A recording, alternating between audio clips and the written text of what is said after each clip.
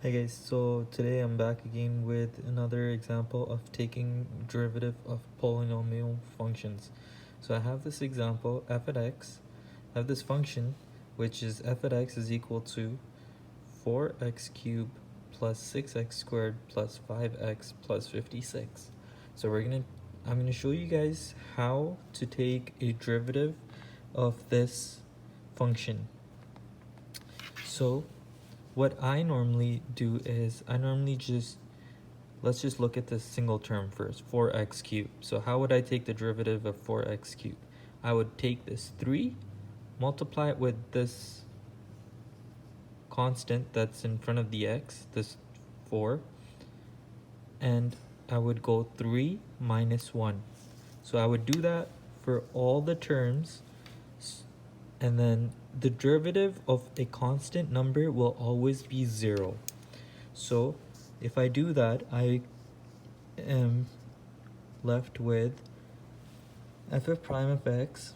So I brought this 3 up front here, multiplying it by the 4. This 2, I'm bringing it up front here, multiplying it by the 6, and subtracting 1 from every power. So as you can see, 56, the derivative of 56 is 0. And 5x, so we normally don't write the 1, but we have x to the power of 1 minus 1. So x to the 0 will always be 1.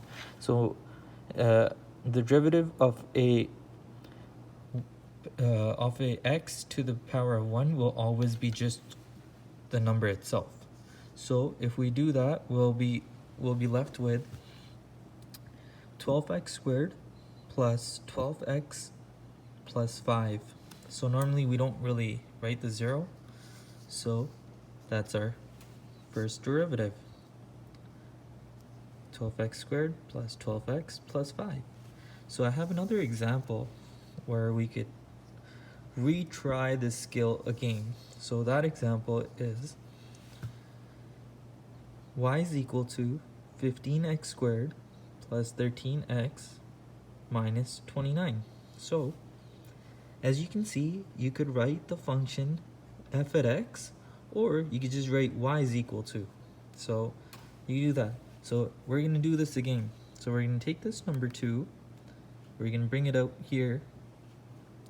This 1, bring it up here. We don't really write the 1 because 1 times any number will be that number. Minus 29. So the derivative of 29 will have 0. The derivative of 13x will be 13 because 1 minus 1 will be 0. Anything to the power of 0 will be just 1. And we'll have x squared. So the 2 minus 1 will be just 30x. So we'll see. So we get 2 times 15, x to the power of x squared minus 1, 13x to the 1 minus 0 is the constant.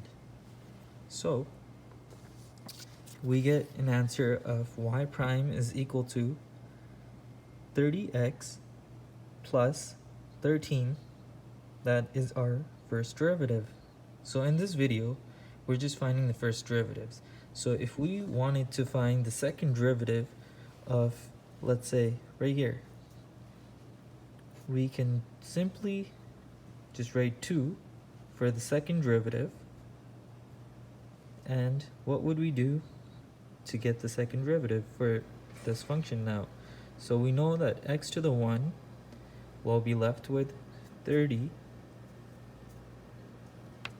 plus 0. So we don't really write the 0 because the derivative of any constant number will be 0. So y double prime is equal to 30. That is our second derivative of this function. I hope this video was helpful. Please like and subscribe.